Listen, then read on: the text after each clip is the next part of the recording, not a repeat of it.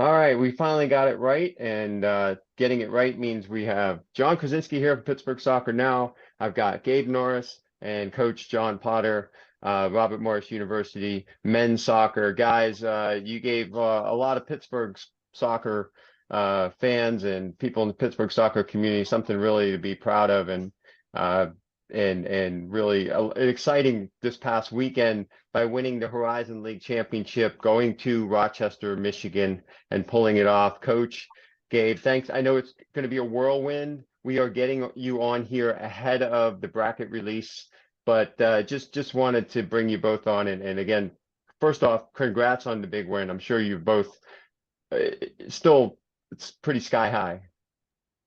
Yeah, it's a wonderful day for the program. It's excited to win a championship. Great for the program to be back in our first NCAA tournament since 2005. And yeah, we can't wait to find out where we're going, and we're excited for the challenge ahead. Gabe, when you first came on, I wanted to ask how you're feeling. I'm sure it's in a range of emotions, but physically, but emotionally, I'm sure you're on a high right now. Yeah, for sure. I think it still hasn't really set in that we've won it. I think it, like all the celebrations and lifting the trophy after, is just kind of still feels like a dream. So it's fun because I think the way I look at it, we're still in bonus time. Like these are extra games we get to play. So I'm just excited to play another game and kind of have to look past lifting the trophy and look on to the next challenge for sure. Well, let's start here to excuse me, about 3 weeks ago, you went to Oakland, you were on a high. John, I just had you on my podcast and we were talking about, the momentum playing well, but you had to go to Oakland. It was kind of a battle for first place. And they get that 3-2 win. You had the lead in the second half.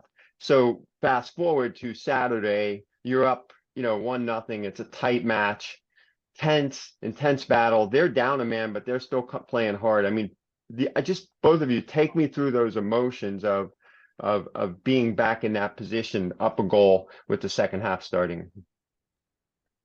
Yeah, I mean, we tried to focus that whole week on our guys, staying just focused and relaxed, trying to hold their nerve. I think in finals, it's always 50-50, no matter who's hosting or who's the top seed. You can throw records or history out the window and those sorts of games.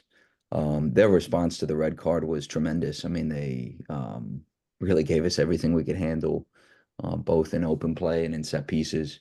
There was about a 10-minute period after the red card that I think was really, really frantic.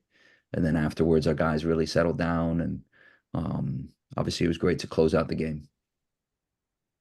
And Gabe, you were the recipient on that red card there early. It happened so fast. I blinked. I'm like, why is this? And then I saw the replay. Just take us through that.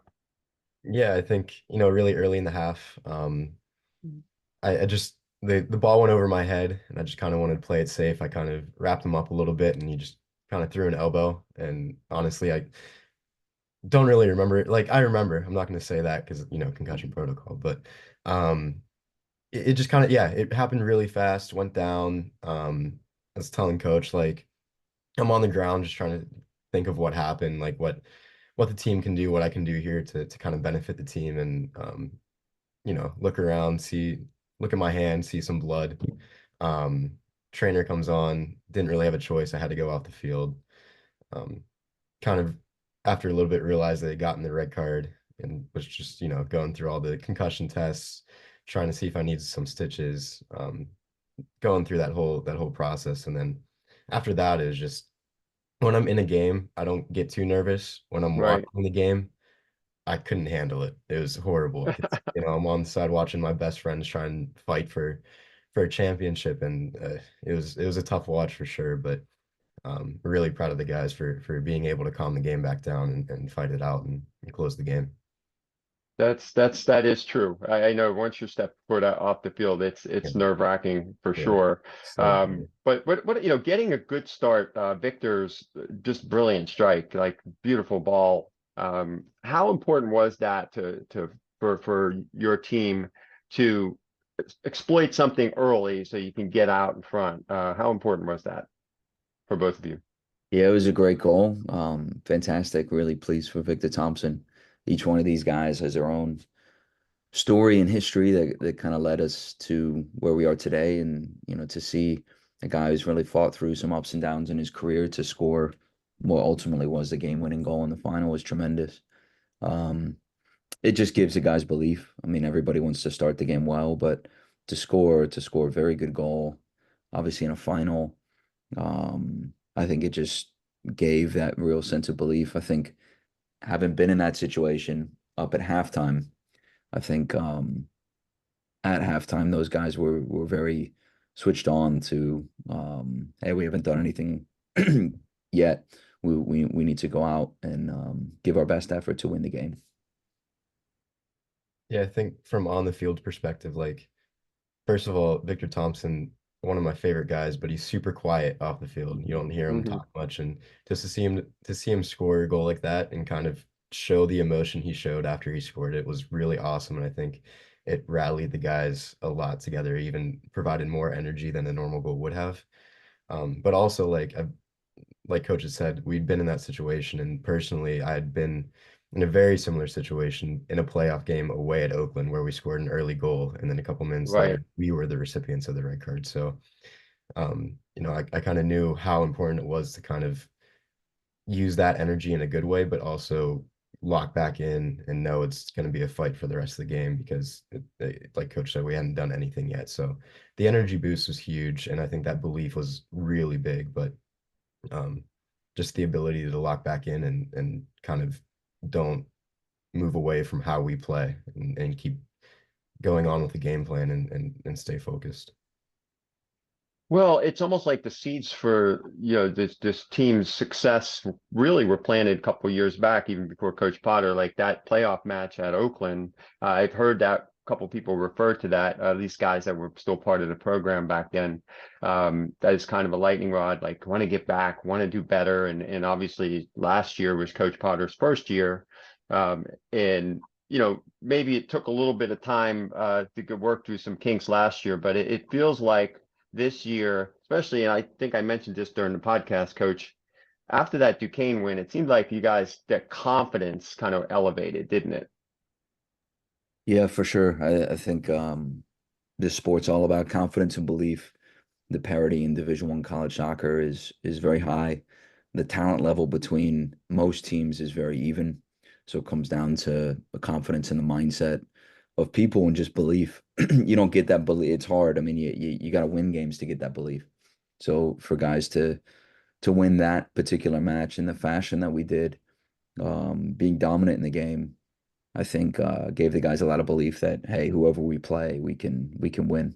And no matter what the circumstances in any game, we have the ability to score goals, to defend really well. Um, so I think that win certainly helped.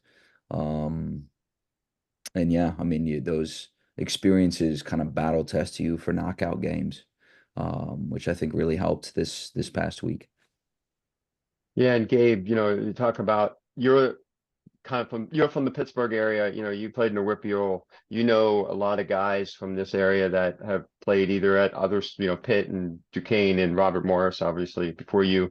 But just talk about and your experiences obviously playing in Steel City FC and in clubs and things, all of that representing Pittsburgh area.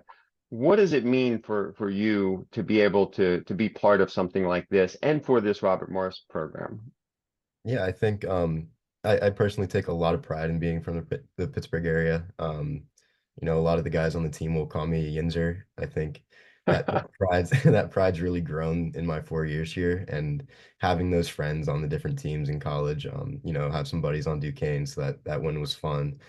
Michael Sullivan's one of my best friends on Pitt.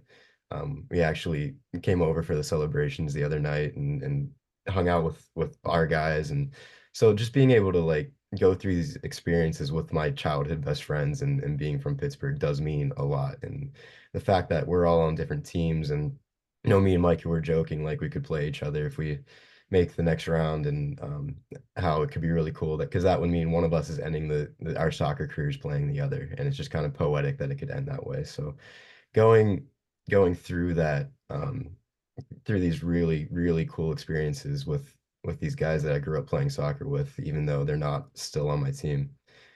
definitely means a lot to me. And I think doing something that um, shows well for Pittsburgh soccer, it does mean a lot to me because being from Pittsburgh is where I get a lot of my pride and confidence from, and gives me a little extra, like edge on the field, I think. So it definitely means a lot.